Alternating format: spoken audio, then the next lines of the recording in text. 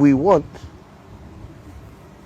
our Kenyans to be homeowners, right?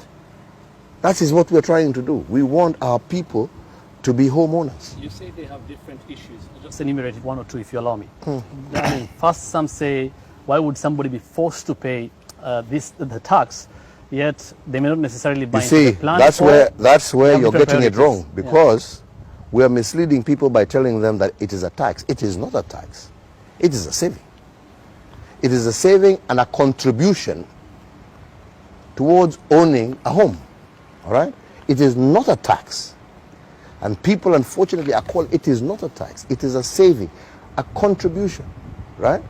That ultimately, even if you don't get a house, right, that money goes back to the individual. Right. Yeah? And that is why I talked about initially building and developing a culture of saving in society. All right? Okay? Right. So when we now are out there saying that we're taxing, it's like you're taking money away from people. That's not what we're doing. Right? Okay. What we're doing is saying you're contributing, and ultimately your contribution is helping you become a homeowner. Fair enough. That is what we're doing. Right. So what do choice? Yeah. Sorry? It should be by you choice. See, this is where we're saying, if you say by choice, right? We have had all these independent, and that's what I'm saying, you know, let's not go too far. All right? Let's not go too far, right? I've just told you here, right? Gentlemen, we are living in a scenario where, as a country since independence, we have less than 500,000 mortgage holders. Less. I think it's actually probably closer to 200,000, right? Right? And you can do this homework for yourself, right? We have people, right?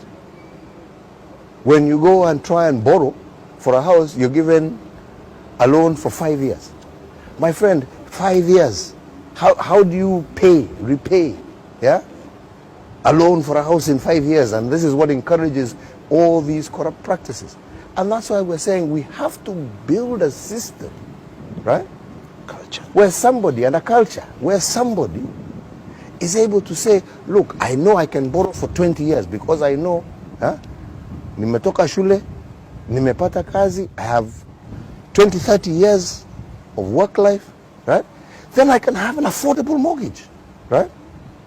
Now, if government doesn't get involved in that process, if all Kenyans don't get involved in that process, we continue with this system that becomes exorbitant. And that is why you don't have affordable housing in the country, right? So you need to actually look as to where we are coming from and where we are trying to go to. Yeah? And what we're trying to say is that if we want Kenyans to be homeowners, we must develop and build products, right, that actually make that possible, right? And that's what we're trying to do.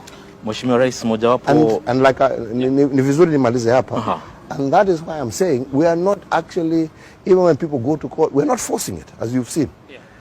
We keep saying kujeni tukae, let us explain to you, hivi ndivyo tunajaribu kufanya, hivi ndivyo tunajaribu kufanya, kwa sababu hii swali yako ni gani, shida yako ni gani, tunakuelezea.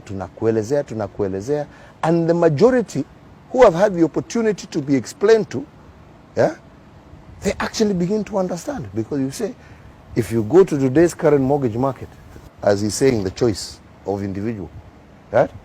You tell me where you can get a mortgage today, yeah, at less than 30,000 shillings. How many Kenyans can afford that every month? And that is